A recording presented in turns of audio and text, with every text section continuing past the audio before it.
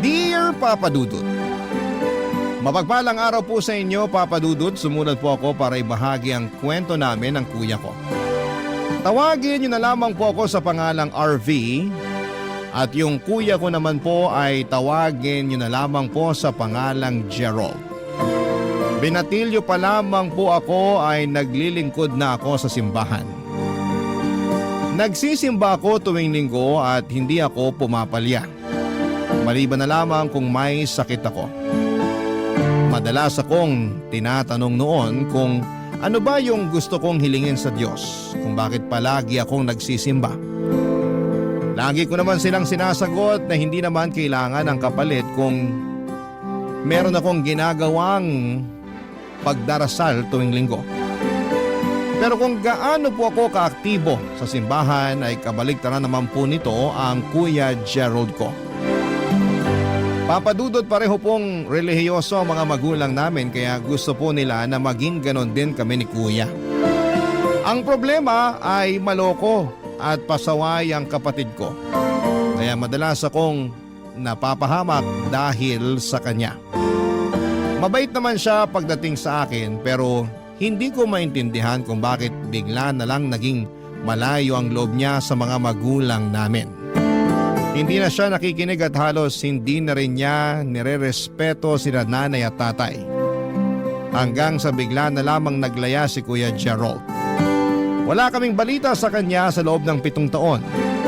Alalang-alala na sa kanya sina nanay at tatay. Galit ang mga magulang namin sa kanya pero sa katagalan ay mas nangibabaw ang pagwo-worry nila para kay Kuya. Hanggang sa may nakarating na balita sa akin na nakulong pala si Kuya Gerald. Nang makalaya siya ay nagkaroon pa siya ng malaking utang sa isang pasugalan. Kaya hinahunting na siya ng mga pinagkakautangan niya. Nagtatago noon ang kuya ko. Pansamantala siyang nakikitira sa bahay ng kaibigan niya. Pero dahil nagiging pabigat na rin siya doon, ay gumawa na ng paraan yung kaibigan niya para makontak ako. Pinuntahan ko siya at doon na kami nagkaroon ng pagkakataon para makapag-usap muli, Papa Dudut.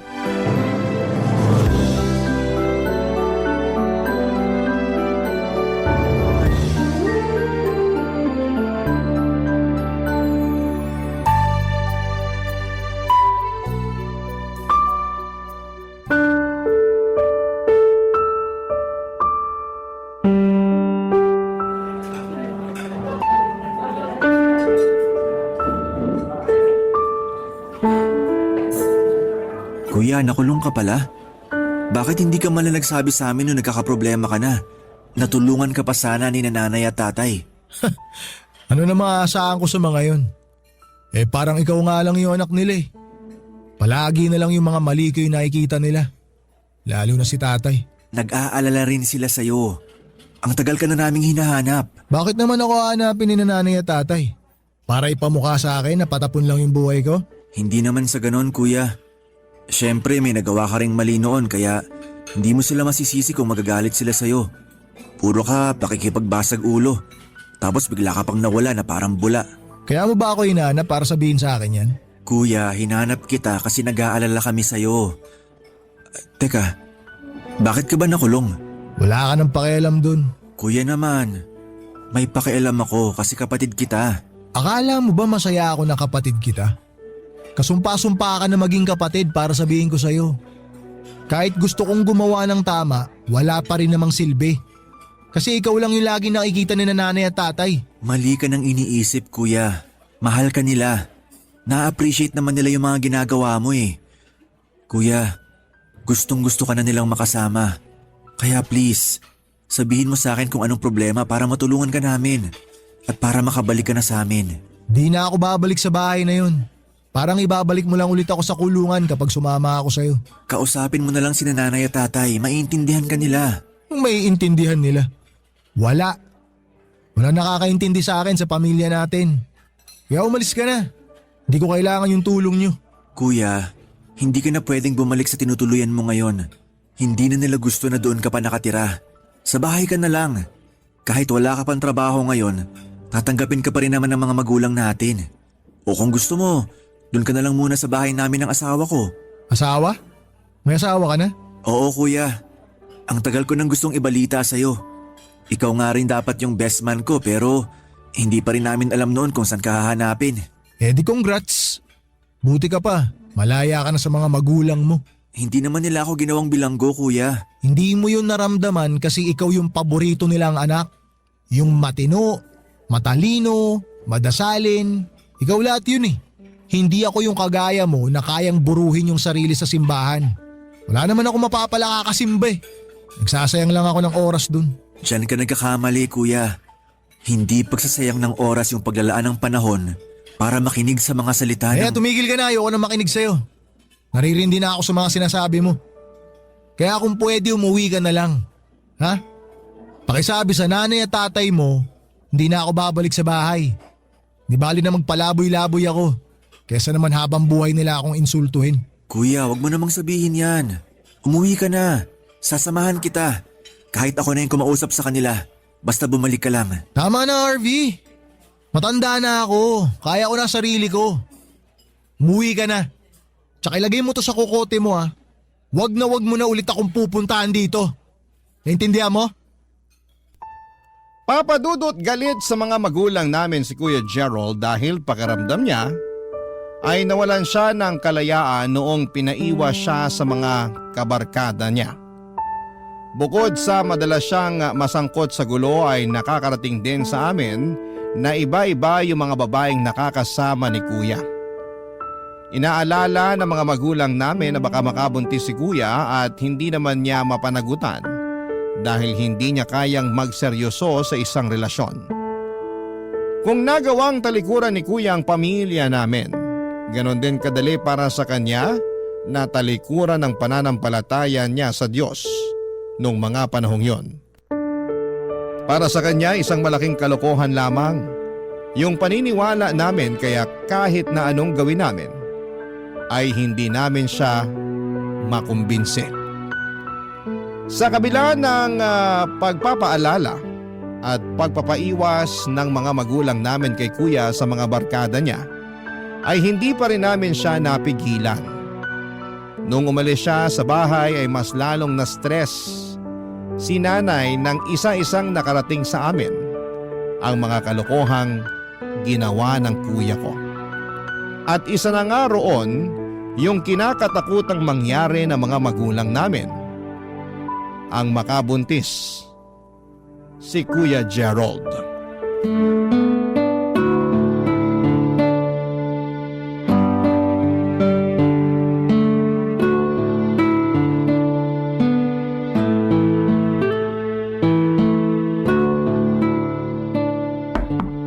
Sandali lang.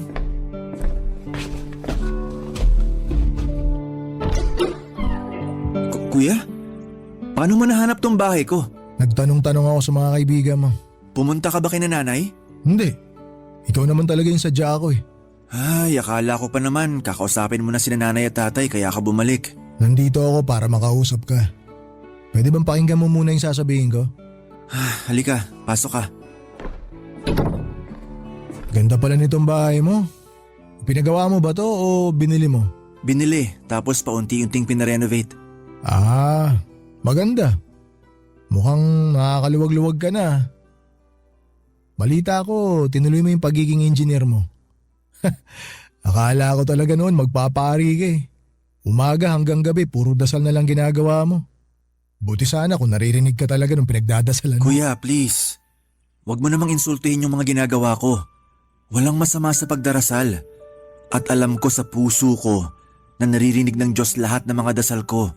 Kaya sana subukan mo rin. Alam mo, pasensya ka na ha. Pero hindi ako pumunta rito para dyan. Gusto sana kitang makausap kasi kailangan ko ng tulong mo. Sinabi mo sa akin, di ba? Tutulungan mo ako. Eto na yun. Kailangan kita ngayon. Teka, bakit? Ano bang nangyari? Hinahabol ako ng pinagkakautangan ko.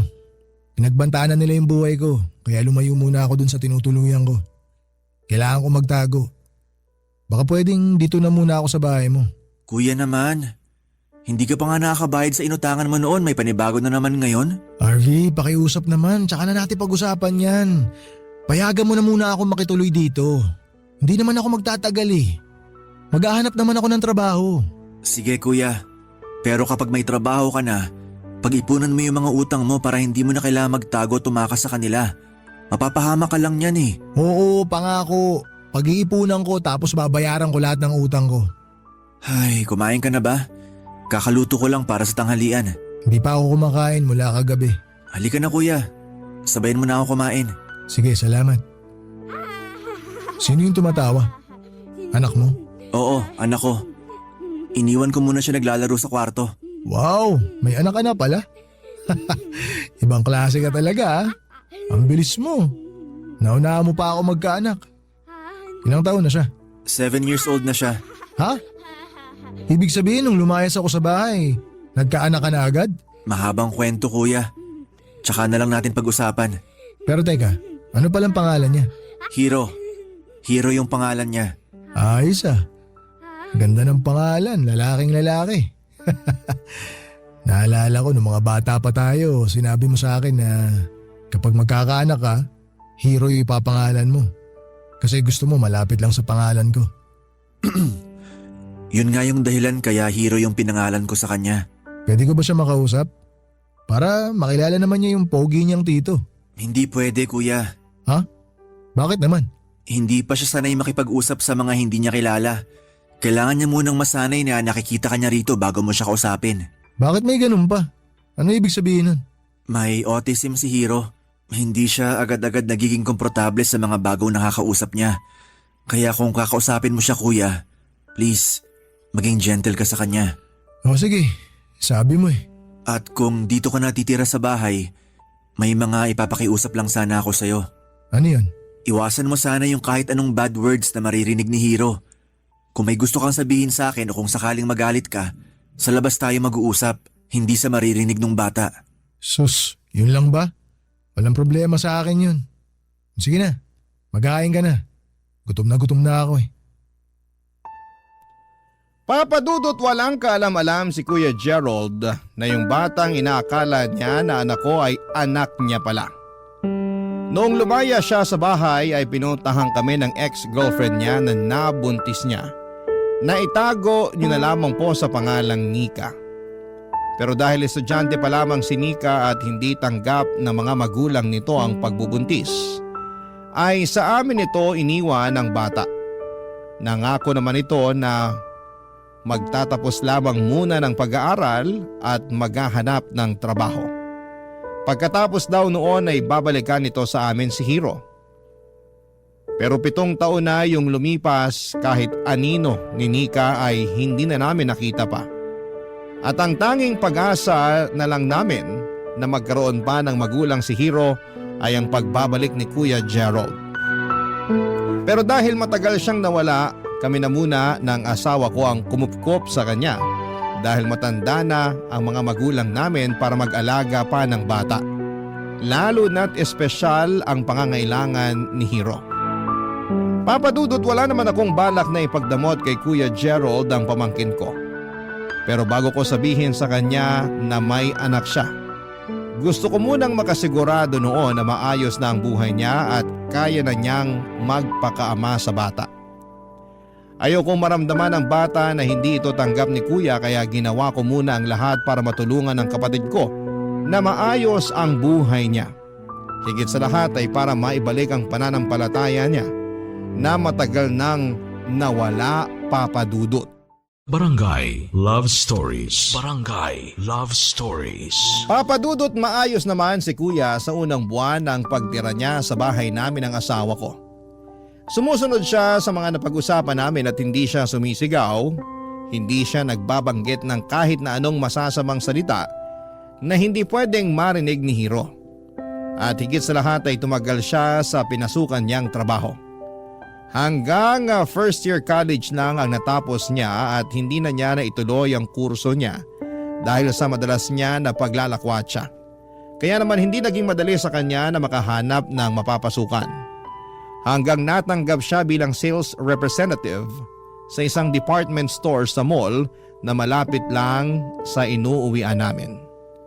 Ngunit sa katagalan ay napadalas na naman ang pag-absent niya sa trabaho at kung saan-saan na naman siya pumupunta nang hindi ko po alam. May mga pagkakataon na uuwi siya ng madaling araw na at minsan ay ilang araw pa siyang mawawala bago makabalik. Parang bumalik na naman siya sa gawain niya noon na puro inom, sugal at kung ano-ano pang mga kalokohan. Hanggang sa nasangkot na naman siya sa isang gulo na muntik na namang maging dahilan para makulong siya. Nakarating po yon sa mga magulang namin at sila na mismo ang nakipag-areglo sa nabugbog ni Kuya Gerald. Lalong nagalit sina nanay at tatay sa kanya dahil sa muli nilang pagkikita ay gulo pa rin ang dala-dala nito o Papa Dudut.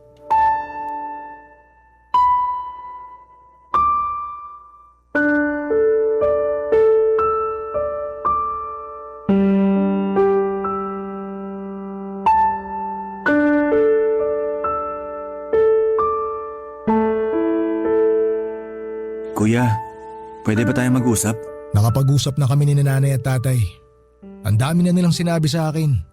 Durog na ako sa sermon nila. Gusto mo pang dagdagan? Kuya, gusto lang kita makausap bilang kapatid mo.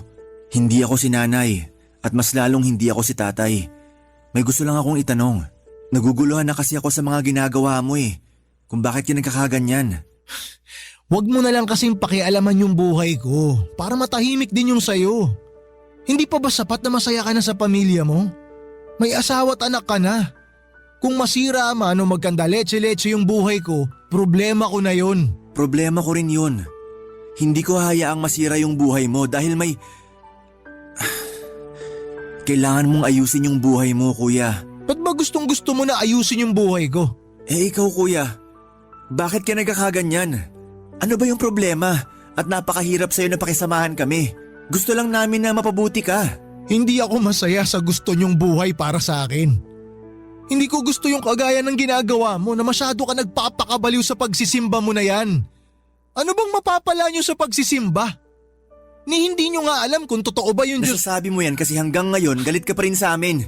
Hindi lang kay nanay at tatay. Kahit hindi mo sabihin, nararamdaman ko na hanggang ngayon may galit ka pa rin sa akin, kuya. Kaya nga gusto ko mag-usap tayo para maayos natin kung ano man yung problema. Pasensya ka na kung yan yung nararamdaman mo. Pero wala naman akong problema sa'yo eh. Hindi galit yung nararamdaman ko, kundi inggit. Hindi ko na alam kung ano pang pwede kong gawin para maging katanggap-tanggap ako sa mga mata ni nanay at tatay. Parang konting kibot, galit na galit sila sa akin. Kuya, sa totoo lang, kung gusto mong magbago yung buhay mo, kailangan mo yun simulan sa sarili mo. Kung naririndig ka kay nanay at tatay, pwede namang hindi mo muna sila kausapin o huwag ka muna magpakita sa kanila. Pero tulungan mo yung sarili mo ng paunti-unti. Paano ko gagawin yun? Parang sirang-sira na yung buhay ko.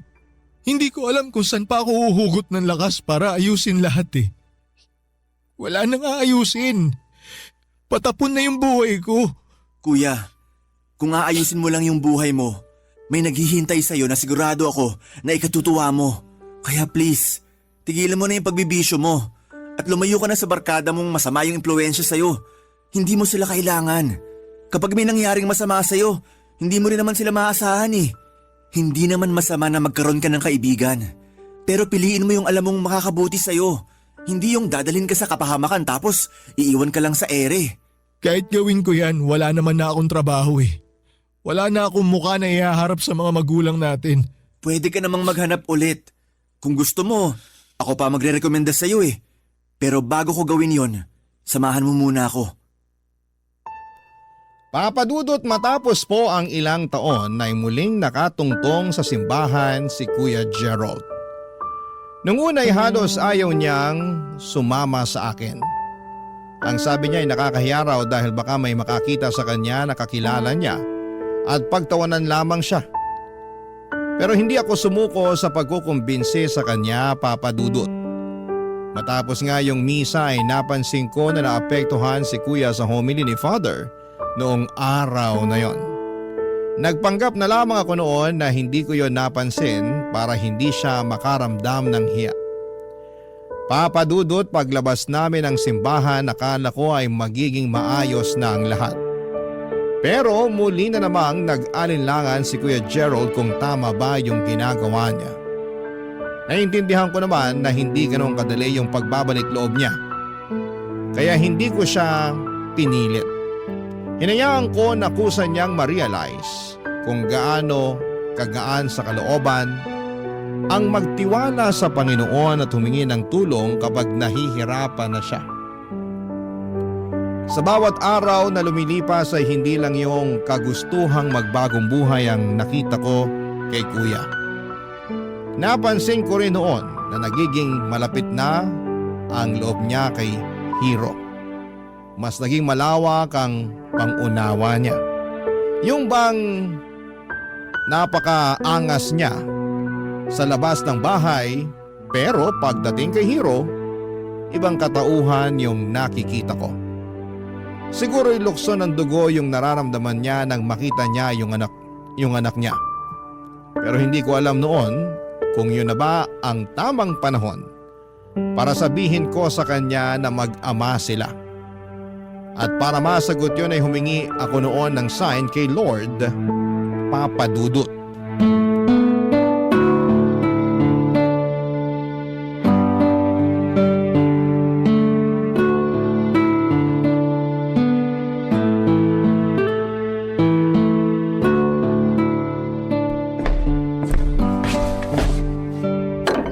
Ayan, pwede na tayong kumain. Hindi ba natin hihintay na sa awat anak mo? Bukas pa sila uuwi. Nagpaalam sa akin si Mrs. Doon sila matutulog sa bahay ng parents niya. Pero okay lang ba sa mga magulang niya na nandun din yung anak ninyo? Nako, kung alam mo lang kuya, tuwang-tuwa sila kay Hiro. Sila pa nga mismo nagre-request na pumasyal kami ron eh. O bakit hindi ka sumama? May gagawin kasi ako ngayon. Ganun ba? Ano ba yung gagawin mo? Baka makatulong ako.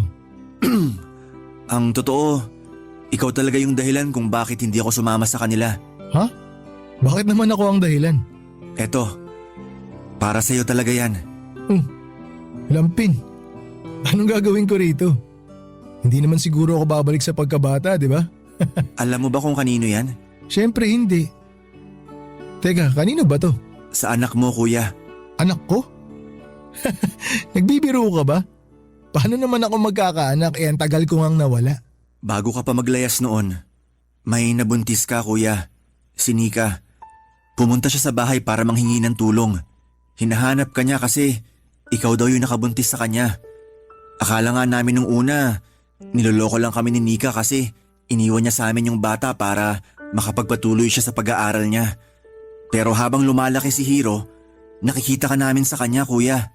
Ha? Teka, sandali Ibig bang sabihin, anak ko si Hiro? Pero sabi mo, anak mo siya. Nag-decide ako na hindi mo na sabihin sa'yo yung totoo kasi alam kong hindi ka pa handa sa responsibilidad ng isang ama. Isa pa, ang dami mong gustong gawin sa buhay kaya naisip ko na baka hindi mo maging priority si Hiro. Kaya sana hindi ka magalit sa ginawa ko. Napamahal na rin kasi siya sa amin kaya… Bro, wala akong karapatang magalit sa'yo. Ikaw na nga sumalo sa lahat ng responsibilidad ko sa anak ko sa loob ng 7 taon eh. Ay… Pero hindi ko lang alam kung anong gagawin ko ngayon. Sa tingin mo ba, kaya ko na magpakaama sa kanya? Sa tingin ko, oo kuya. Pero sana mapanindigan mo yung ginagawa mo ngayon. Yung paglayo mo sa bisyo. Si Nika, may balita ka ba sa kanya? Wala na kuya. Hindi na siya nagparamdam ulit mula nang iwan niya sa amin si Hiro.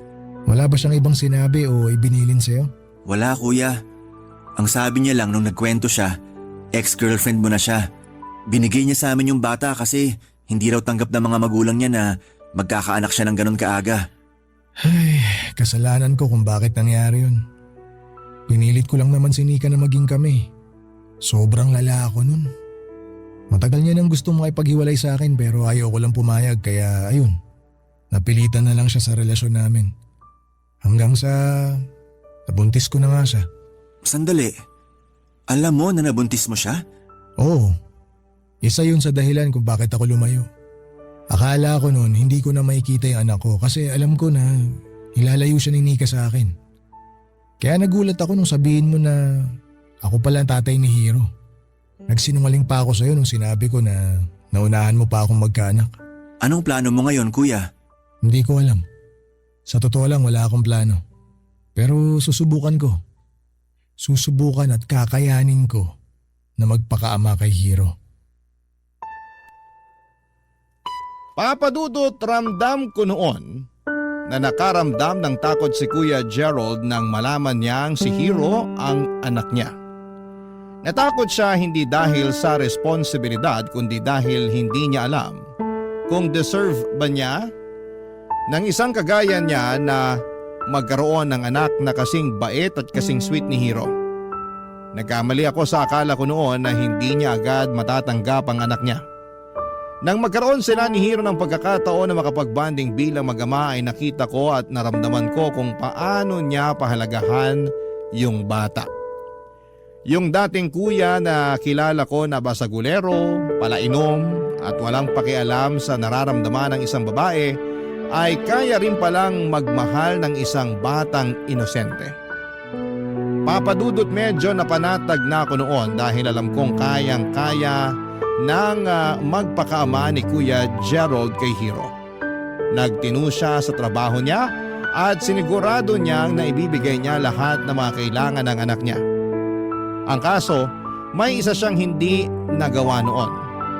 Simula kasi nang malaman niyang anak niya si Hiro ay hindi na siya ulit sumasama sa amin sa pagsisimba. Kapag inaaya ko siya, kahit sa simpleng pagdarasal lamang ay ramdam ko na umiiwas si Kuya Papadudot. Hanggang sa inamin niya sa akin na napilitan lang pala siyang sumama sa akin noon sa simbahan. Nalungkot ako sa parting yon para tulungan ko siya. Pero kahit mahirap ay gusto ko pa rin siyang tulungan na manumbalik yung paniniwala niya. Alam ko kasi na mas magkakaroon ng magandang epekto yon sa buhay niya. Pero napagtanto ko na hindi na pala ako ang dapat na gumagawa noon, kundi siya na lamang mag-isa. Papadudot, mga kabarangay, hindi ko siya dapat pilitin. Dahil kusa itong mangyayari kung gugustuhin niya. Barangay Love Stories. Barangay Love Stories. Papadudot, hinayaan ko na sa bahay na lang muna tumira si Kuya Gerald dahil bukod sa hindi pa niya kakayaning umupa ng bahay para sa kanila ng anak niya ay gusto rin naming makasama si Hiro. Sinabi ko kay Kuya lahat ng mga kailangan niyang paghandaan para sa anak niya at malaki-laki talaga ang magagastos. Lalo na't nagte-therapy pa rin ang bata. Wala na sana akong problema noon kay Kuya Gerald pero hindi kami nagkakasundo kapag nakakarinig ako ng pangiinsulto mula sa kanya. May mga pagkakataon kasi na parang ginagawa niyang katatawanan yung pagiging religious namin ng asawa ko. Ginagawa niya yon kasi lagi niyang sinasabi na non-believer siya at mabubuhay siya kahit wala siyang kinikilalang Diyos. Pero alam ko na sa kaloob-looban niya, naniniwala pa rin talaga siya at pinipilit niya lang na itanggi yun. Papadudot, hindi ko akalaing darating ang isang malaking pagsubok sa buhay ni Kuya Gerald. At lahat kami apektado rin doon. Nang isama kasi ni Kuya si Hiro para mamasyal ay hindi ko alam na isasakay niya pala sa motor yung bata. Sa pagkakakilala ko kay Kuya ay maingat naman siyang magmaneho pero noong araw na yun ay nasangkot sila sa isang aksidente. Sumalpok sila sa isang pangpublikong sasakyan dahil sa lasing na driver nito ay nagkaroon po ng aksidente.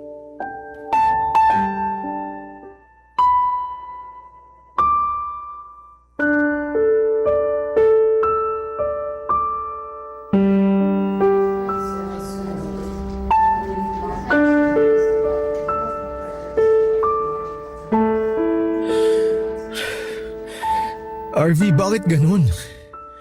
Hindi pa rin nagkakamalay si Hiro. Kuya, please, kumalma ka. Hindi makakatulong kung magpanik ka ngayon. Kailangan natin maghintay, okay? Hindi ko alam kung kakayanin ko pa maghintay ng ilang oras, bro. Paano kung abutin pa to ng ilang araw? Ako dapat yun eh. Ako dapat yung nakoma at hindi siya. Kasi kasalanan ko yung nangyari. Kasalanan ko to. Hindi kasi ako nag-iingat eh. Kuya, hindi rin makakatulong kung sisisihin mo pa yung sarili mo. Magdasal na lang tayo. Pwede ba, RV? Huwag mo na munang ipilit sa akin yan. Kasi kung totoo man yung sinasamba mo, bakit hinayaan niya na mangyari to sa anak ko? Nangyari to kasi may dahilan ng lahat, kuya. Pero tatandaan mo sana palagi na hindi to nangyayari para pahirapan ka. Eh anong tawag mo rito? Mukha ba akong masaya na nasa alanganin yung buhay ng anak ko? Oo, kasalanan ko. May kasalanan ako sa nangyari.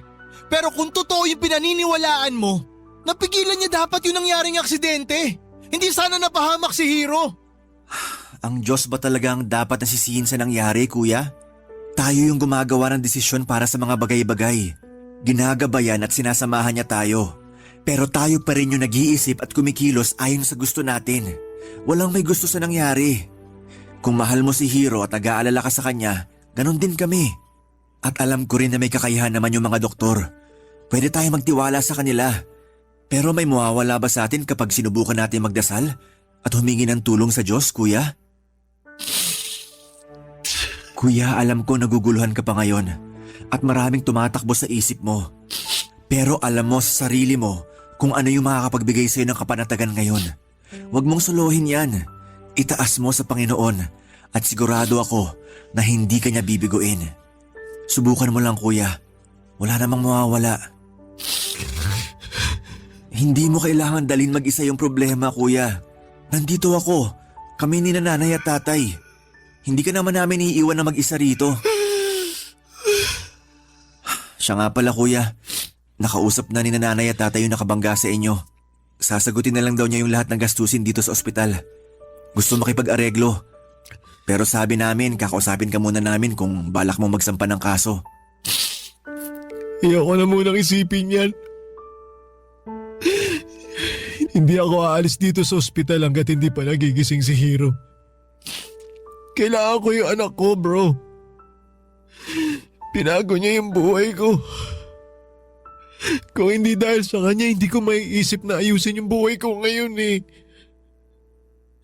Siya yung bumuo sa akin, pero ako, dinala ko lang siya sa kapahamakan. Naiintindihan naman kita. O sige, kuya. Kami na lang muna yung makikipag-usap. Tsaka wag mo nang alalahanin yung bills dito sa ospital. Kami nang bahalang mag-asikaso ng lahat. Uuwi na rin muna ako para makakuha ng mga gamit. May gusto ka bang ipadala? Damit. Damit lang yung kailangan ko. Okay. Maiwan na muna kita rito. Kuya, pag-isipan mo sana yung sinabi ko. Para sa'yo rin yun. Salamat, bro. Sige na. Ako na muna magbabantay kay Hero. Kung may kailangan ka, tawagan mo lang kami. Sige. Ingat kayo na nanay pag-uwi. Papadudot sa kabila ng paulit-ulit na pagtanggi ni Kuya Gerald ay hindi ko akalaing pakikinggan niya pa rin pala ko. May nasikaso lamang ako sa ospital sandali noong iniwan ko siya, pero bago ko umuwi, binalikan ko siya para itanong kung may gusto siyang ipalutong pagkain. Pero noong nadatnang ko siya ay nakita ko siyang umiiyak habang nagdarasal para sa kaligtasan ng anak niya. Mahal na mahal niya talaga si Hero at hindi ako nagduda na gagawin niya yon para sa pamangkin ko. Hindi talaga umalis ng ospital si Kuya Gerald at mas gusto niya na siya ang personal na nag-aasikaso kay Hero kahit na wala siyang maayos na tulog. Pero may napansin ako noon sa kanya. Hindi na siya katulad nung huling beses kaming nagkausap. Mas kalmado na siya at parang ang gaan niyang tignan. Yun bang parang punong-puno siya ng pag-asa. Kinausap niya si Hero kahit na hindi ito nag-respond sa kanya. Nangako siya na babawi sa anak niya at mas magiging mabuting ama kapag maayos na ang lahat. Hindi ko tuloy mapigilang mapangiti noon dahil sobrang proud ako para sa nakita kong pagbabago sa kuya ko. At nagtuloy-tuloy pa yon nang magkamalay na si Hero. Matapos makarecover ay inuwi na po namin siya, pero imbes na doon sila sa bahay ko tumuloy, si Kuya Gerald pa mismo ang nagsuggest na doon na muna sila magstay sa bahay ng mga magulang namin, Papa Dudut.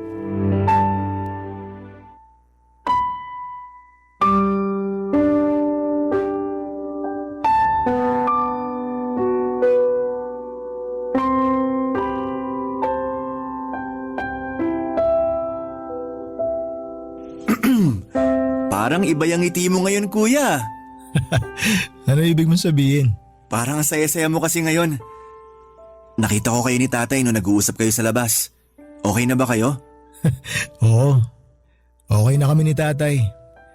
Nauna lang makipag-usap si nanay kanina pero okay na kaming tatlo. Sabi nga nila dito na lang daw muna kami ni Hiro para may kasama sila. Ano namang sinabi mo? Siyempre pumayag ako. Ako pa ba yung tatanggi wala pa rin naman kaming malilipatan. Basta kuya, laging bukas yung bahay ko para sa'yo. Salamat bro ha. Sobrang solid mo talaga. Alam mo, ayaw na ayaw ko talaga ng kadramahan pero sige. Para sa araw na to, titiisin ko lahat. Talaga ba kuya? Parang hindi yata yan yung nakita ko sa ospital. Kung gagawin nga lang movie yung nangyari, baka tumulo na pati uhog ko sa iyak mo Sige mambuli ka, kasalanan yan. Ito naman, nagbibiro lang Pero bro, seryoso. Malaki talaga yung pasasalamat ko sa'yo. Hindi ko nga alam kung paano ko sisimulan yun Sus, hindi mo naman kailangan dramahan yung pagpapasalamat mo sa akin kuya. Baka magkaiyakan pa tayo niyan Ikaw rin, mababawasan yung pagkamaangas mo. Di bali nang mabawasan yung angas, basta kayang magpakaama. Hindi ko magagawa to kung wala yung tulong mo bro. Makulit ka Alam ko kasi na hindi totoo yung sinasabi mo na wala ka ng faith kay Lord kuya. Nadala ka lang siguro sa mga pinagdaraanan mo noon. Sa totoo lang, masyado kasi ako nagpadala sa inggit ko sa'yo. Sa mga frustration ko sa buhay. Sa ating dalawa kasi, ako dapat yung nagpapakakuya.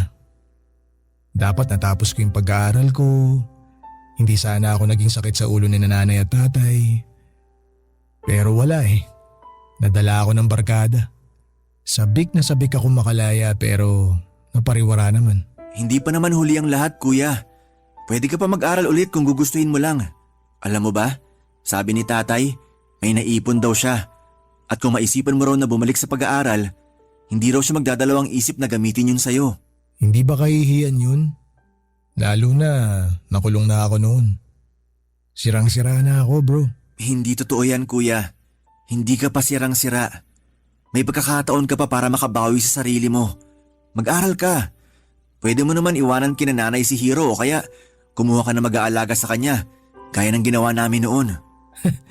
Hindi ko pa kayang magbayad ng mag-aalaga kay Hiro sa ngayon. Sus, yun lang pala Ako nang bahala ron. Basta ituloy mo lang yung pag-aaral mo kuya. Ako yung pinaka magiging masaya kapag nakatapos ka na. Ano ka ba, hindi ko na matatanggap yan. Sobra-sobra na yung naitulong mo sa akin bro. Walang sobra pagdating sa pamilya kuya. Ang swerte ko talaga sa inyo. Maswerte rin ako na kapatid kita. Kasi kung hindi dahil sa'yo, hindi ako magkakaroon ng cute at napaka-sweet na pamangkin. Papadudod, kinausap ni Kuya Gerald ang mga magulang namin para sa plano niyang bumalik sa pag-aaral. Tuwang-tuwa naman sila dahil matagal na nilang hinihintay yon. Nag-enroll si Kuya sa college sa kursong architecture. Yun kasi talaga ang pangarap niya dahil wala nang ibang pinag-aaral ang mga magulang namin ay nakuha niyang buong suporta nila. Masaya naman ako para sa kanya at nag-offer din ako ng tulong sakaling kailanganin niya. Papadudot, hindi namin alam na hinanap pala ni Kuya Gerald si Nika para humingi ng tawad. Pero dahil may sarili ng pamilya si Nika ay ipinaalam na lamang niya na maayos na ang kalagayan ni Hiro at hindi na nito kailangang alalahanin pa. Nagkapatawaran naman silang dalawa at nag-decide na maging magkaibigan na lamang para kay Hiro. Sa ngayon, papadudot ay mas aktibo pa sa church si Kuya Gerald kesa sa akin. Siya na rin po ang nauunang mag-aya sa akin para sumimba at wala talaga siyang palya mula noong magbalik loob siya. Si Hiro naman ay unti-unti na siyang nag-i-improve sa tulong ng therapy. Sa lahat ng mga nangyari sa pamilya namin, lalong-lalo na kay Kuya, mas lalo kong napatunayan na totoong may Diyos. Habang buhay, kaming magpapasalamat dahil hindi man kami perpektong pamilya, binuo at pinagbuklod naman niya kami sa pamamagitan ng kanyang paggabay. Hanggang dito na lamang po ang kwento ko, Papa Dudut. Maraming salamat po sa inyo at sa lahat ng nasa likod ng napakagandang programa ninyo na nagbibigay ng inspirasyon at pag-asa para sa amin. God bless po at mabuhay ang Barangay LS. Ang inyong forever kapuso at ka-barangay, RV. Dear Papa Dudut, mapagpalang araw po sa inyo at sa mga nakikinig sa inyong programa ngayon. Tawagin niyo na lamang po ako sa pangalang Joreen. 31 years old at isang tomboy, nagtatrabaho ako bilang kolektor ng isang microfinance company. Nag-iisang anak po ako. Lumaki ako sa poder ng tatay ko na tawagin niyo na lamang po sa pangalang Dodong. Sanggol pa lamang po ako nang iwanan ng nanay ko ang tatay ko. Hindi raw kasi niya matanggap na si Papi ang nakabuntis sa kanya. Papa Dudut, may kapansanan po ang tatay ko at kinakahiyayo ng nanay ko kaya naghanap siya ng ibang lalaki. Napaka-selfish po ng dahilan niyang yon kaya dala-dala ko ang tinatago kong sama ng loob sa kanya habang lumalaki. Papa Dudut, sa kabila ng pagiging single parent ay napalaki ako ng maayos ng tatay ko. Kahit kailan ay hindi naging issue sa kanya ang pagiging tomboy ko at tinanggap niya ako ng buong buo. Minsan nga ay siya pa ang bumibili ng mga damit na panlalaki para suportahan ang mga hilig ko. Hindi niya rin ako kinakahiya sa mga nakakakilala sa amin. Kahit na hindi pa naman ako sumasakses sa buhay ay parang ang yaman-yaman ko na. Tuwing ipinagmamalaki niya ako bilang anak niya. Hindi man po siya mayaman ay busog na busog naman po ako sa pagmamahal. Nagawa akong pag-aralin ni tatay hanggang kolehiyo at natapos ko naman ang isang 2-year course sa computer studies. Pero kahit napagtapos na niya ako, hindi na rin niya naisipan pang mag-asawa ulit para may makasama naman siya tuwing nasa trabaho ako. Mas gusto niya pa raw na pagtuunan ng pansin ang pagiging ama sa akin at yung 10 taon na niyang barbershop, Papa Dudut.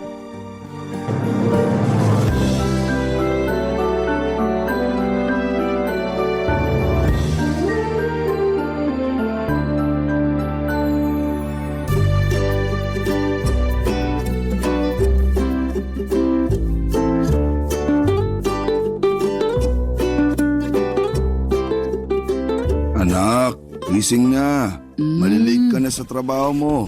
5 minutes pa po, Papi. Ay nako. 5 minutes pa, ilalamig na yung kape mo. Nakapagtimpla na ako. May kape na, Papi? Oo, ikaw talaga. Nabubuhay agad yung dugo mo basta kape. Correction, Papi. Kape na ikaw yung nagtimpla. Ibang klase ka kasi magtimpla eh. Parang may magic yung mga kamay mo. Sus, binubola mo na naman ako. O sige na, tumayo ka na dyan para makakain ka na. Kapag nagtagal ka pa dyan, dadaling ko sa higaan yung mga pagkain at susubuan pa kita. Ay naku, Papi. Hindi na mauulit yung nangyari noon. Hindi na talaga. Para naman kasi akong batang kailangan pang subuan. Binata na kaya tong anak niyo? Oo na, binata ka na nga kaya nagiging pasaway ka na sa akin. Wow, kailan yun, Papi? Parang araw-araw naman ako naging mabuting anak ah. Hindi ko maalala, anak. Kaya sige na, tumayo ka na dyan at simulan mo na yung mga ritual mo. Mukha ba ako mangkukulam, Papi? Nako, masyadong maganda yung lahi natin para magmukhang mangkukulam ka. Pogi, Papi, hindi maganda. Ay, oo na, sige na. Pogi na kung pogi.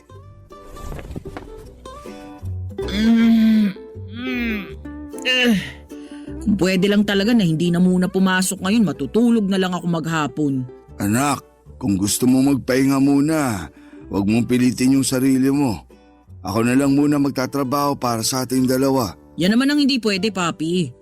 Okay na yung dun ka na lang sa pagupitan natin para dumami na yung mga pogi dito sa barangay natin. Ang papangit kasi ng mga nakikita ko sa daan eh. Baka gusto mong silang alukin ko ng libreng gupit, Papi. Kahit nga libre, walang gustong magpagupit sa akin eh. Papi naman eh. Negatron ka kaagad. Magkakaroon ka rin ng maraming customer niyan. Yaan mo, Papi. Kapag wala akong pasok, tutulungan kita. Kahit wag na, anak. Mas gusto kong nagpapahinga ka lang kapag wala kang pasok sa trabaho. Kaya ko na yung barbershop. Ako na bahala ron. O siya, kumain ka na. Nakahanda na rin yung mga gamit mo. Gusto mo bang ipag-init kita ng tubig para hindi ka lamigin sa pagligo? Papi, kalma. Alam ko namang mahal na mahal niyo ako pero chill ka lang po, okay? Sobrang salamat sa laging paghahanda ng masarap na almusal sa umaga. Pero yung mga gamit ko po, okay na yun kahit ako nang bahala ron. Wala naman kasi akong gagawin, anak. Hayaan mo na ako. Si Papi talaga di pa rin papatalo. Hindi talaga. Gusto ko ako yung mag-aasikaso sa'yo. Pagod ka sa trabaho kaya dapat lang na makatulog ka ng maayos. Kaya mo namang mag-asikaso ng 30 minutes lang kaya hindi mo na kailangang gumising ng maaga. Tatay mo naman ako eh. At dyan naman ako proud na proud, Papi. Yung ikaw yung tatay ko. Pogi na, masipag at mapagmahal pa. Kung uso pa yung mga call sign, Papi, tatawagin kitang boss mapagmahal. Bagay na bagay eh. Boss ba naman sa sarili niyang pagupitan eh. Paano naman ako naging boss? Wala naman akong empleyado. Tigil-tigilan mo na nga yung mga kabaduyan mo na yan, Joren. Ayun lang, tinawag na ako sa pangalan ko. Papa Dudut, tinatawag lamang po ako ng tatay ko sa buong pangalan ko kapag seryoso siya o hindi naman kaya ay kapag galit na siya sa akin. Pero kapag nasa mood siya ay nakikipagbiruan at lambingan siya ay anak ang madalas niyang itawag sa akin. At hindi binabanggit ang pangalan ko. Mabait si Papi at ni minsan ay hindi niya ako napagbuhatan ng kamay o namura man lamang. Sinesermonan niya ako at pinagsasabihan minsan pero hanggat kaya niyang huminahon, gagawin niya yon para hindi ko damdamin yung nangyari. At habang tumatanda ako ay mas lalo kong napagtatanto na napakaswerte ko dahil siya yung tatay ko. Medyo nakakalungkot lang yung parte na sa 10 taon nang nakatayo yung maliit na barbershop ni Papi ay mabibilang lamang sa mga daliri niya ang nagiging customers niya sa loob ng 1 buwan. Marunong din siyang mag-ayos ng mga sirang relo kaya may mga pumupunta rin sa kanya para magpaayos. May ilan namang nagtitiwala at bumabalik kay Papi pero mas marami ang nagdududa sa kakayahan niya at pinagtatawanan ng kapansanan niya. Ganon kalupit ang mundo para sa tatay ko na walang ibang ginawa kundi ang maging mabuti sa ibang tao. Papa Dudut, pinanganak po si Papi na bulag ang kanang mata niya. Hindi naging madali ang buhay sa kanya dahil palagi po siyang nabubuli sa trabaho. Hindi na po niya binanggit sa akin kung paano sila nagkakilala ng nanay ko pero isa lang po ang malinaw sa akin noon. Wala pong kwenta ang nanay ko dahil isa rin siya sa mga taong ginawang katatawanan si Papi. Nakakadurog po ng puso tuwing naririnig ko ang mga panlalait ng ibang tao. Mapabata man o matanda. Pareho lang na masakit yung mga salitang binibitawan nila sa tatay ko. Pero gaya nga po ng turo niya sa akin ay maging bulag at bingin na lamang daw po ako. Dahil mas matutulungan ko siya kapag hindi ako nasangkot sa kahit na anong gulo. Pero may mga pagkakataon din po talaga na hindi ko napipigilan ang sarili ko, Papa Dudut.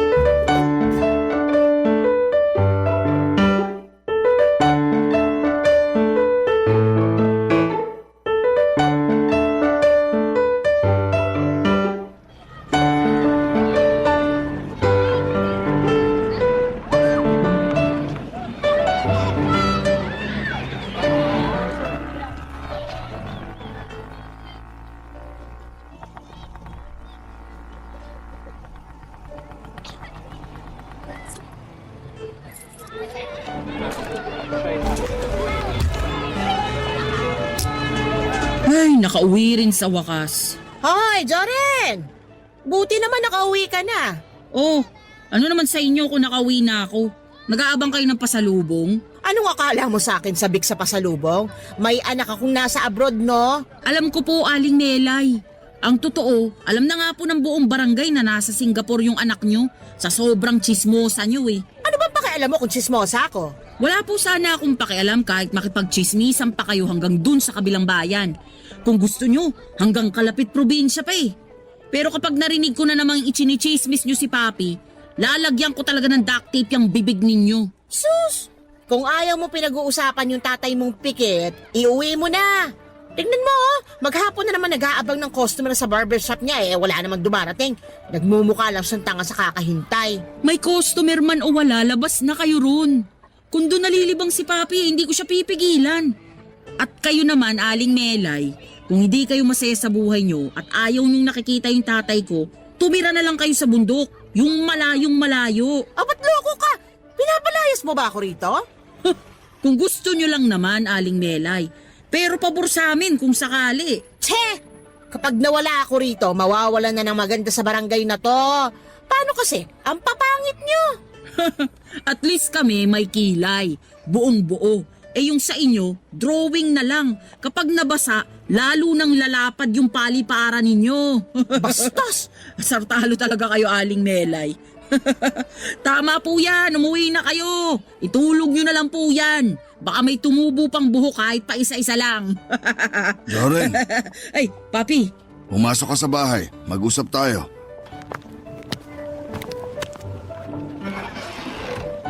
Papi, sorry na. Nagsasorry ka na naman, tapos ulitin mo rin naman yung ginawa mo. Kasi naman dinadali na naman kayo ni Aling Melay. Wala nang ibang nakikita kundi yung kapansanan ninyo. Alam kong bulag yung kanang mata ko at tanggap ko na yung kapintasan ko. Sa tingin mo ba, maaapektuhan pa ako sa mga sinasabi nila? Kahit ipagsigawan pa nila ng harap-harapan na bulag yung isang mata ko, wala pa rin akong gagawin. Totoo naman yung sinasabi nila eh. Oo, masakit. Pero marami na akong pinagdaanan na mas malala pa sa nangyayari ngayon. Kaya hindi na ako apektado. Kaya nga binilinan kita na wag nang papatulan si Melay, hindi ba? Sorry na, Papi. Di ko lang talaga napigilan Nagpark lang naman ako ng motor sa tapat ng bahay natin tapos kung ano-ano nang sinabi ni Aling Melay. Siyempre, tatay ko kayo Hindi ako papayag na laiting kayo sa kahit na anong paraan pa yun, Papi. Paano yung usapan natin? Mawawalan na lang ng silbi kasi hindi ka nakatiis na pumatol. Magkaiba po kasi tayo, Papi. Kung kayo po, kaya ninyong palampasin na lang yung mga panlalait at pang-iinsulto sa inyo, bilang anak, masakit po sa akin yun. Kaya pasensya na, Papi. Kasi hanggat may naririnig akong hindi maganda, papatol at papatol pa rin ako.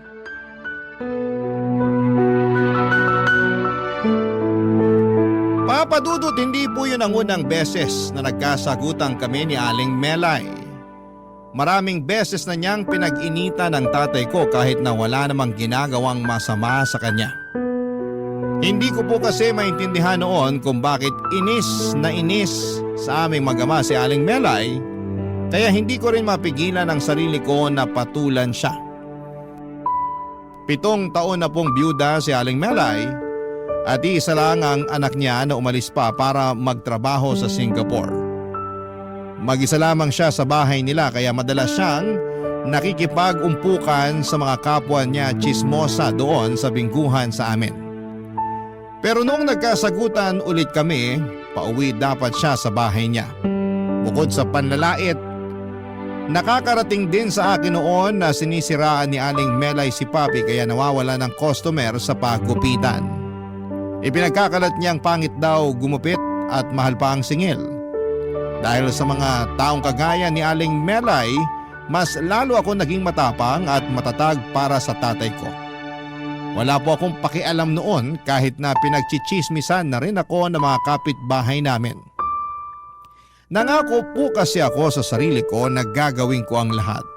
May pagtanggol lamang at mabigyan ng proteksyon si Papi.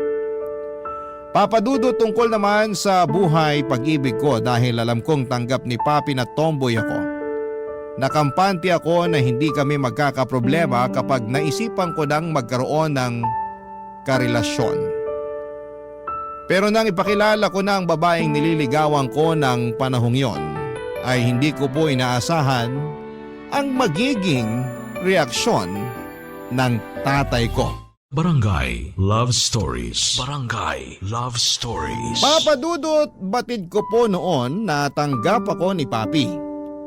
Sinuportahan niya ako sa kabila ng pagiging tomboy ko kaya akala ko ay hindi na kami magkakaproblema tungkol doon.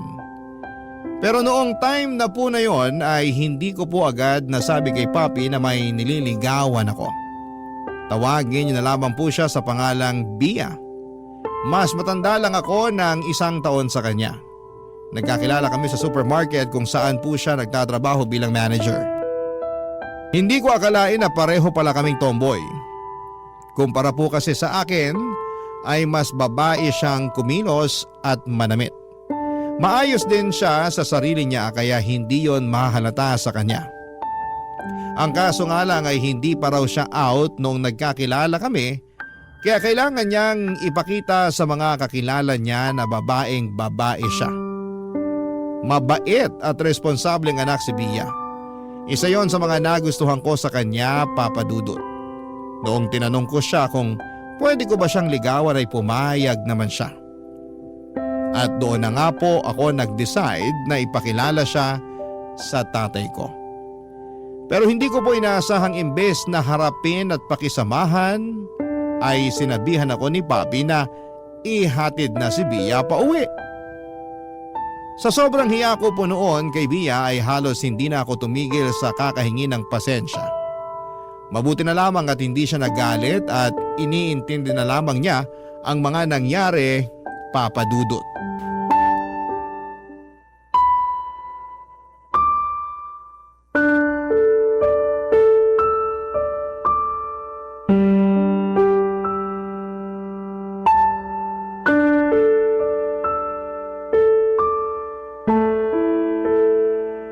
Papi, mag-usap nga tayo. Wala tayong dapat na pag-usapan, Joren.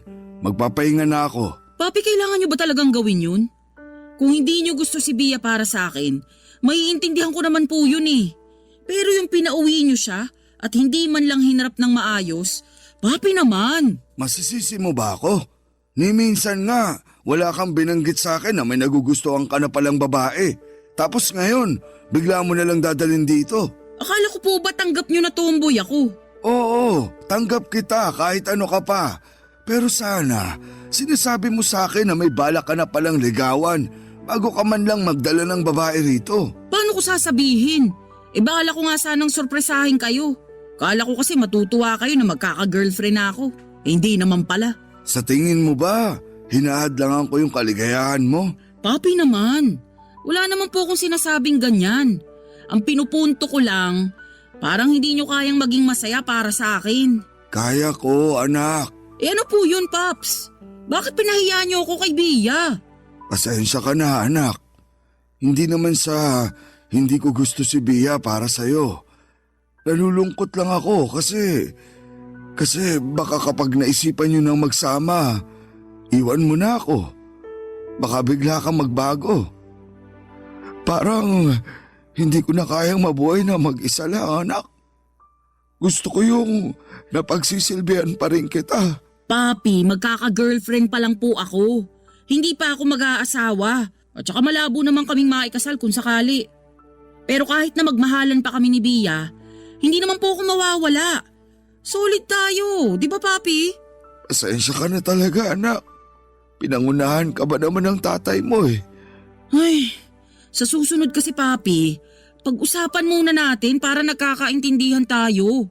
Mahirap kasi yung ganito. Hindi ko alam kung anong iniisip nyo o kung anong nararamdaman nyo. Kung mahalaga sa akin si Bia, mas lalo ka na Papi. Kaya tuwing may sasabihin ka, pakikinggan kita. Pag-usapan po natin. Ikaw naman ngayon yung nanenermon sa akin. Oo na, sige na. Sa susunod, magsasabi na ako sa'yo. Pero may hihingin sana akong pabor, nak. Ano po yun, Papi? Pwede bang dali mo ulit dito si Bia?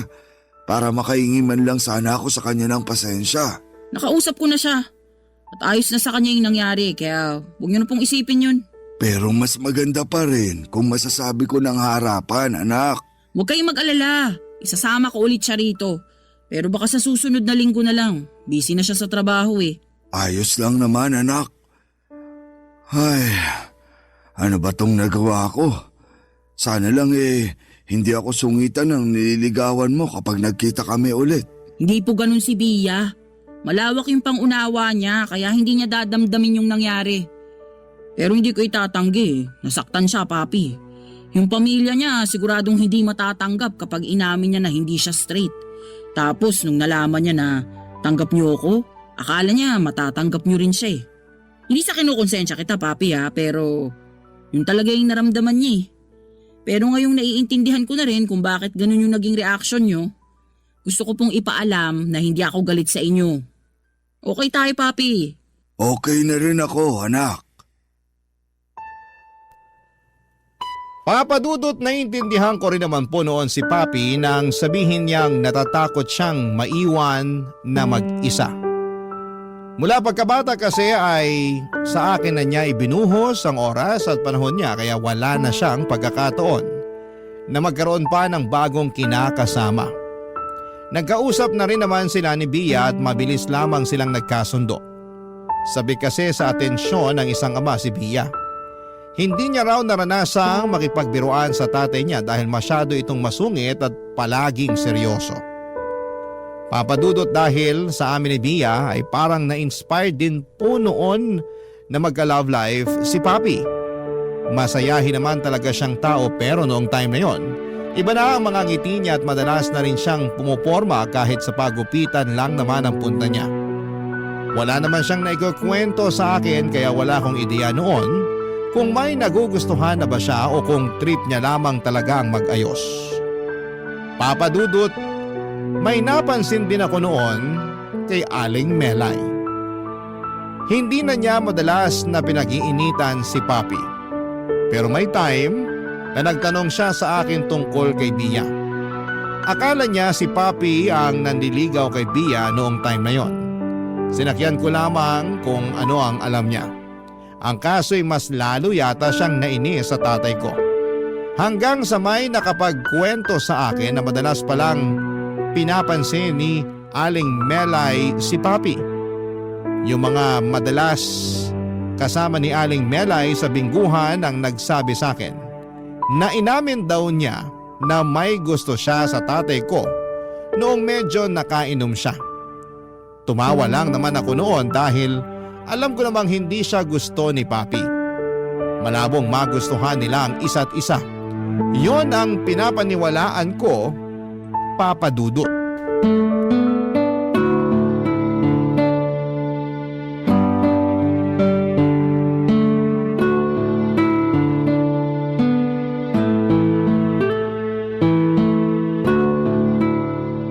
O papi, aga nyo ata maligo ngayon.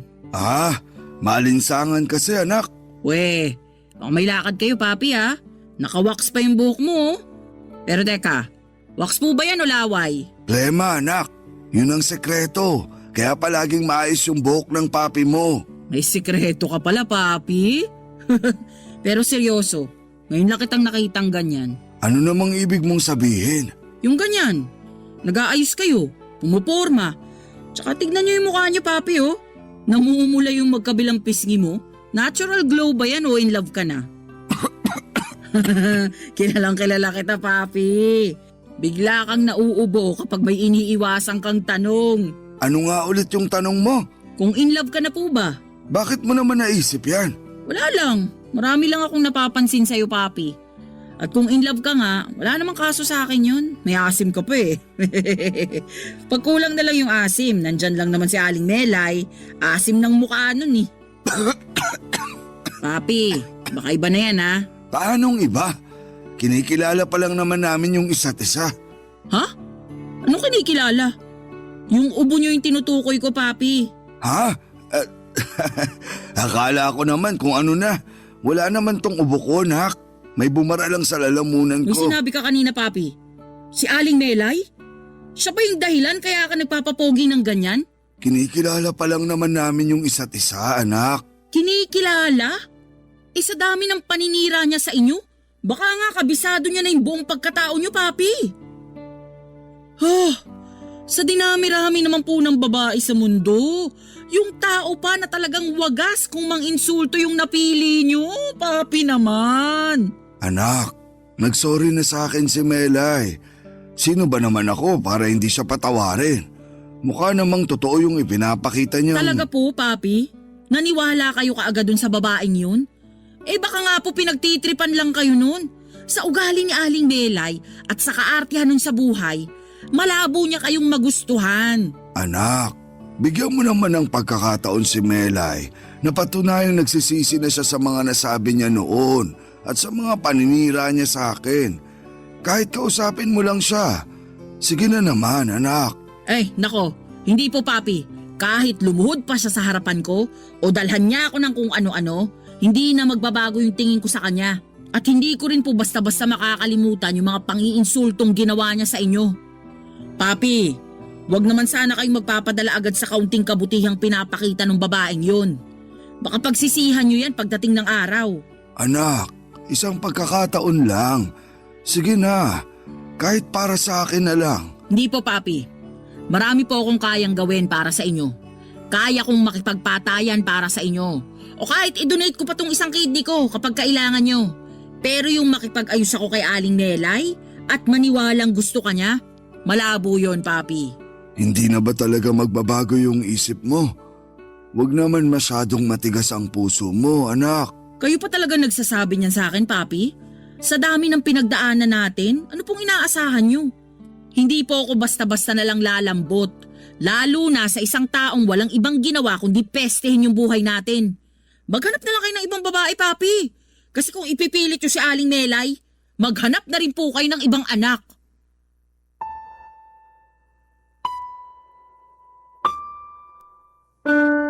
Papadudot, dahil sa galit ko noon kay Aling Melay ay nakapagbitaw ako ng mga masasakit na salita sa tatay ko.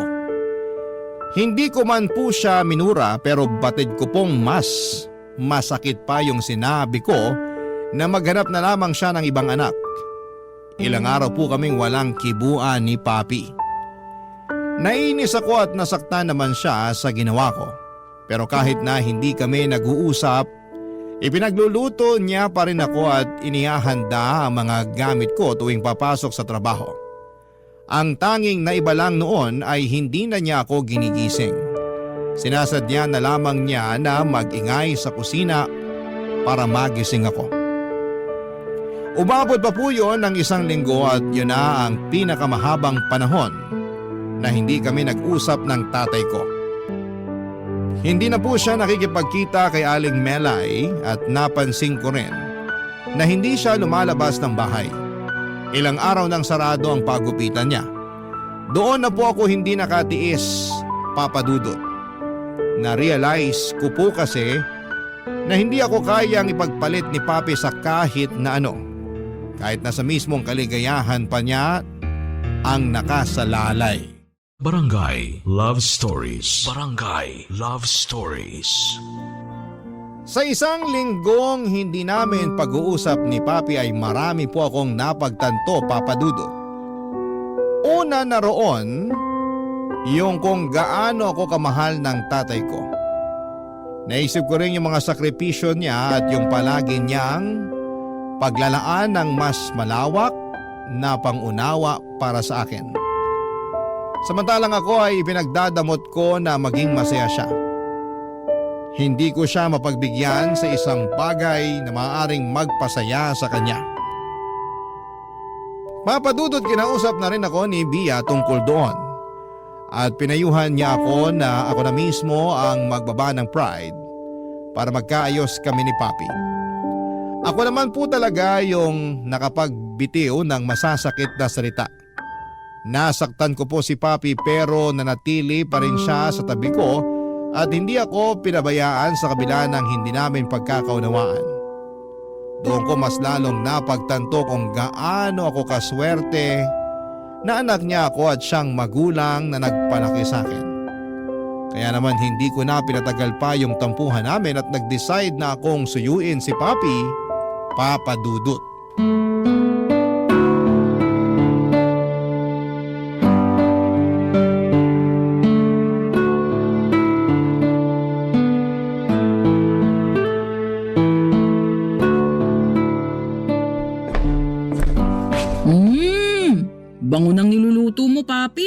Maupo ka na dyan. Malapit na tong maluto. Pero mabango talaga, Papi. Paano naging mabango? Pritong itlog lang naman yung niluluto ko.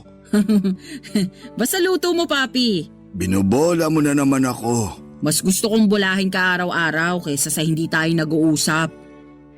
Papi, sorry na oh. Sorry sa mga nasabi ko. Alam ko naman na nasaktan kita ron eh. Sumobra talaga ako kaya… Mabuti naman at alam mo yan. Masakit, anak. Hindi ko naisip na sa'yo pa mismo manggagaling yung mga salitang yun. Yung sinabi mong maghanap na lang ako ng ibang anak, hindi ko gagawin yun. Kahit ano pa yung kapalit. Pinili kita at sa mahigit 30 taon na magkasama tayo, ikaw pa rin yung pipiliin ko kasi anak kita. Wala na akong pakialam kung hindi na ako magkakaroon ng pagkakataon na maging masaya ulit dahil sa isang babae. Basta ikaw yung nandito sa tabi ko. Yun lang ang gusto ko, anak. Nagpapakamakasarili ako, Papi. Hindi ko naisip na halos buong buhay mo. Ako na lang palagi yung iniisip mo. Tapos yung konting kaligayahan mo lang, hinahadlangan ko pa. Ay, hayaan mo na yon. Tapos na rin naman. Huwag ka nang umiyak. Di bagay sa'yo. Papi naman eh. Namiss kita, anak. Namiss din kita, Papi. Paano? Kailan mo itutuloy yung panliligaw mo? Tutulungan na kita. Ha? Nako, nahihiya na nga ako magpakita kay Melay. Iniwasan ko ba naman bigla eh. Baka mamaya may iba nang nanliligaw doon. Aba, magpapatalo ka ng ganun-ganun lang, Papi. Hindi ata pwede yun. Ano namang magagawa ko? Ako yung sumuko. Hindi na tuloy ako kinakausap ni Melay. Huwag kang mag-alala, Papi. Akong bahala. Basta magpapogi ka lang dyan. Akong gagawa ng paraan para magkausap kayo ulit. Total, ako rin naman yung dahilan kaya mo siya iniiwasan. Anak, kung hindi okay sa'yo na makipagmabutihan ako kay Melay, ayos lang. Shh! Tama na, Papi. Ayos na sa akin yun. Basta kung saan ka masaya. Kaya ngayon, bibigyan ko na ng chance si Aling Melay. Basta wag niya nang uulitin yung ginawa niya sa'yo noon. May tinatago rin namang kabutihan si Melay, anak. At nalaman ko lang yun noong nagkausap na kami ng masinsinan. Ang sarap pala sa pakiramdam kapag yung nagkaayos na kayo nung taong inis na inis sa'yo noon. Kala ko nga papakulam ka na ni Aling Melay eh. Hayaan mo na. Ang mahalaga, okay na kami ngayon. Pero duda talaga ako, Papi. Paano kayo naging okay ni Aling Melay? Ano yun? Ganun-ganun na lang? Hindi naman. May nagawa kasi akong pabor para sa kanya. Nalooban kasi yung bahay niya nung nakaraang linggo. Tapos may dumating siya na parcel wala siyang ibabayad. Sakto naman na nandun ako kaya to the rescue tong papi mo. Ayun, bigla akong hinitian. Nagpasalamat pa. Kung di niyo pa pala siya tinulungan, hindi pa magbabago yung ugali niya. Baka nga kaya lang siya inis na inis sa akin kasi matagal na niya akong gusto eh. Kaya kung okay lang sa'yo, liligawan ko na sana siya. Aba? Di ka lang pala glumo, Papi?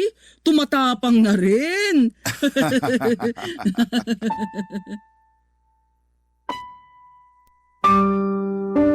Papadudot nang makausap ko si Aling Melay at naayos na yung hindi pagkakaunawaan sa pagitan naming dalawa, nangako ako noon na hindi na makikialam pa sa kanila ni Papi. Mukhang okay naman talaga sila dahil madalas na silang nag-uusap. Kung noon ay puro parinig si Aling Melay, binabati na niya ako tuwing napapadaan sa madalas niyang tambayan. Hindi naman po ako nagbubuhatak sa bangko ko para sa tatay ko pero mula noong maging maayos, ang samahan nila ay tumigil na sa pagsusugal si Aling Melay. Sumasama na rin siya kay Papi sa simbahan at yun naman ang nagustuhan ko. Wala naman po akong ibang hinihiling noon kundi isang babaeng may takot sa Diyos at malawak na pangunawa para kay Papi. Noong mga panahong yon ay nakita ko yon kay Aling Melay. Siguro nga'y nahusgahan ko lamang siya ng maaga at hindi ko siya kinilala ng mabuti kaya naman naging masama agad ang tingin ko sa kanya. Kaya yung pagtanggap ko at pagrespeto sa kanya bilang isang babae na pinapahalagahan ng tatay ko ay paraan ko na rin para makabawi sa kanya. Papa Dudut.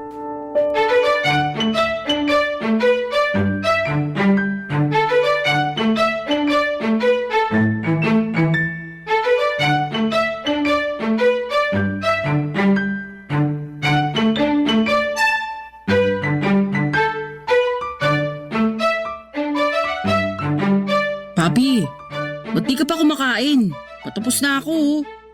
Teka, may hinihintay ka po ba? Nagsabi kasi si Melay na sasabay daw siya sa atin manangalian. Yun naman pala, may hinihintay. Gusto ko na nga sanang puntahan eh. Kaso sabi niya, siya na lang daw yung pupunta rito. Oy, mukhang hulog na kay Aling Melay si Papi ah. Ayan ka na naman sa panunukso mo. Kung ano yung nakikita mo, wag mo na lang sabihin. Alam mo namang nahihiya ako kapag ganyan eh. Jesus, binatang-binata naman yung atake mo, Papi. Pero binata ka naman talaga kaya hindi na kita kukontrahin dyan. Siya na yata yung kumakatok. Teka, pagbubuksan ko muna siya, anak. Sige lang, Papi. Melay, halika, pasok ka. Ay, salamat. May dala nga pala akong ulam. Sabi mo kasi, paborito ni Jorin yung dinakdakan kaya nagluto ko kanina. Medyo natagalan lang. Teka, tama ba yung narinig ko?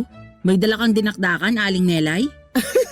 Oo, niluto ko talaga to para sa'yo. Sa kanya lang talaga. Nasa naman yung para sa akin? Papi, huwag mo na akong agawan. Nasa iyo naman na yung puso ni Aling Melay eh. Uy, si Papi, namumula yung tenga. Ay nga pala, Aling Melay, nakita niyo na po ba kung paano kiligin si Papi? Oo, tumatahimik siya tapos nagpipigil ng ngiti. Nako, level 1 pa lang po yun.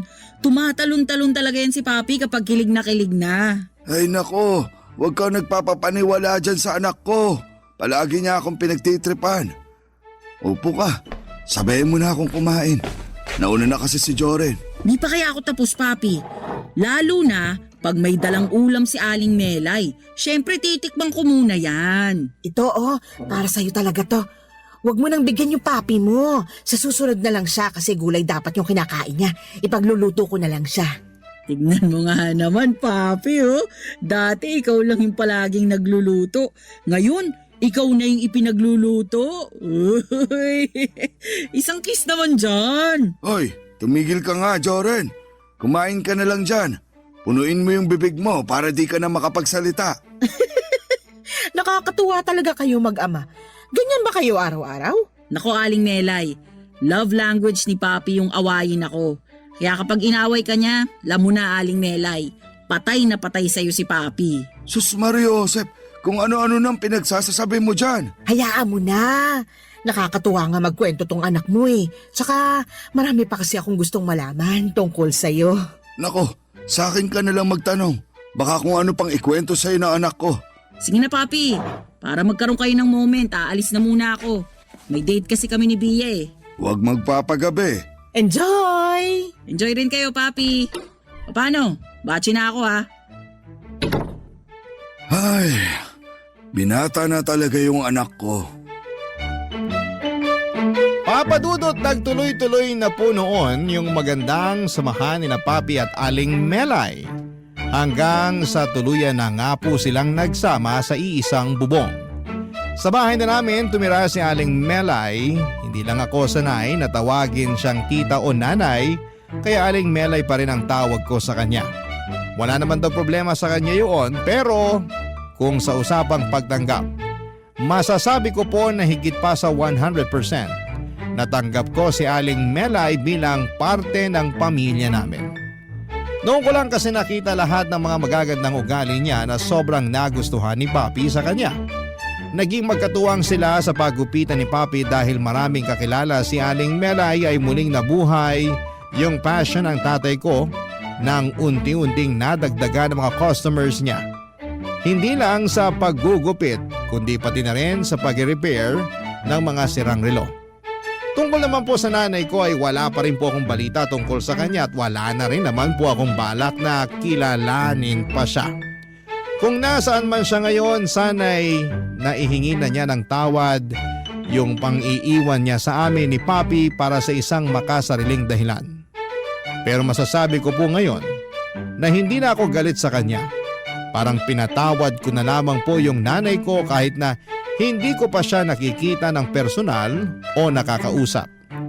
Sapat na po kasi sa akin yung pagmamahal at atensyon mula sa tatay ko at nadagdagan pa yon noong naging parte na rin ng pamilya namin si Aling Melay. Tungkol naman po sa amin ni Bia, matatag pa rin po ang relasyon namin at masaya ako sa kanya. Hanggang dito na lamang po ang aking kwento, Papa Dudut. Maraming salamat po sa pagbabahagi ng aking kwento at sa pagkakataon naman po na ibinigay ng Barangay LS para mapakinggan ko ito sa inyong programa. Mabuhay kayo and God bless sa inyong lahat. Ang inyong forever kapuso at kabarangay, Joreen.